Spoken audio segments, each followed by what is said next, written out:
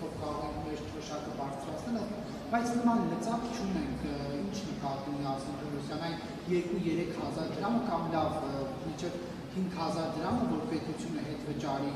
տրամաբանության վերադարձում է, թե այլ մեխանիզմ նկատի ունի։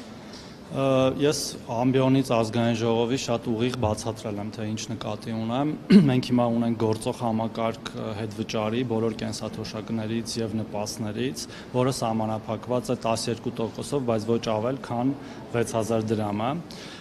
եւ կախված նպաստի կամ կենսաթոշակի չափից այդ սահմանաչափերով մեր քաղաքացիները կարող են հստանալ եւ մենք այսօր ունենք արդեն 350,000 քաղաքացի, որոնք իրենց իսկ թոշակը եւ նպաստը իրենց իսկ ձեռքով բարձրացնում են եւ ես շատ պարզ եմ այդ ամեն ինչը բացատրում, չգիտեմ թե դուք ինչու եք հենց ինքներդ մանիպուլացնում այդ ամեն ինչը։ Հիմա նոր կարգավորումը հետեւյալն է լինելու, որ մենք 12% սահմանաչափը բարձրացնում ենք մինչև 20%-ի եւ առավելագույն թիվը մինչև 10,000 դրամի եւ եթե հաշվարկենք օրինակ 50,000 դրամ կենսաթոշակի վրա, քաղաքացին կարող է 50,000-ը դարձնել 60,000 իր իսկ ձեռքով կատարելով անկանխիկ առևտուր իր կարիքները հոգալու համար։ Այդտեղ կարծում եմ որևէ անհասկանալի բան չկա եւ ես նաեւ բացատրեցի, որ սա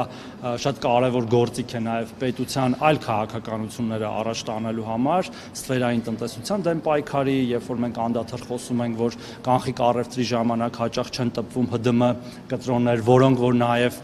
գեներացնում են հարկեր, որից էլ որ նաև վճարվում են կենսաթոշակները։ Եվ հետևաբար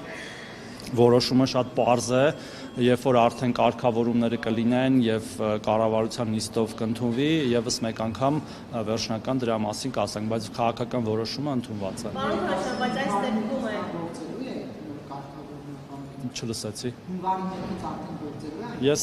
դուք հարցը տալիս եք ու չեք լսում իմ պատասխանը, ինչը այդքան էլ կարծում եմ գործընկերային չի։ Ես ուղիղ 10 վայրկյան առաջ դրա մասին ասացի, որ հունվարի 1-ից գործելու է։ Պարոն Թովմասյան, բայց այս դեպքում եւս բոլոր թոշակառուները չեն կարող այս ծրագրի շահառու, քանի որ մարզերի շատ գյուղական համայնքներում այդ քարտային վճարման տարբերակը չկա ու անգամ այդ 10,000 դրամ քեշբեքը ստանալու հնարավորություն չունեն, այսինքն դուք բերել եք մի կարգավորում, որը չի վերաբերում բոլոր թոշակառուներին, բայց ասում եք, որ բոլոր թոշակառուների համար ինչ-որ պայման եք ստեղծել։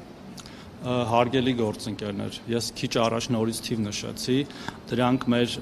բոլոր թոշակառուներն են, որը ամեն ամիս աճում է այդ թիվը։ Մենք այս պահին ունենք 350,000 կենսաթոշակառու եւ նպաստառու, ով բարեհաջող կերպով օգտվում է այս ծրագրից եւ հետեւաբար մնացած բոլոր կենսաթոշակառուները եւ նպաստառուները նույնպես կարող են օգտվել այս հնարավորությունից, դա իրենց ձեռքերում է։ Այո, կարող են լինել որոշ փոքր գյուղական համայնքներ, որտեղ որ հնարավոր է չլինեն հնարավորություններ անկանխիկ առևտրի, բայց դրանք շատ փոքրաթիվ են եւ մնացած բոլոր տեղերում այդ հնարավորությունը առկա եւ մենք նաեւ սրանով խթանում ենք, որպեսզի մեր ազգաբնակչությունը ինքը նաեւ պահանջի, որպեսզի լինեն այդ անկանխիկ առևտրի կետերը, այդ պոստտերմինալները անկանխիկ առևտուր անելու համար։ Սա երկկողմանի շահավետ ըստ էության ծրագիր է,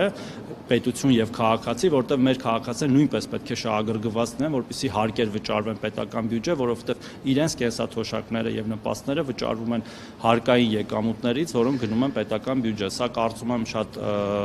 այսպես հաղթանակ տարբերակ է եւ մենք չենք վարանում անդադար սրա մասին հիշեցնել եւ բացատրել եւ ընդհանրապես այդ հարկեր վճարելու մեր կարգապահությունը նաեւ սրանով մենք փորձում ենք ուղղել։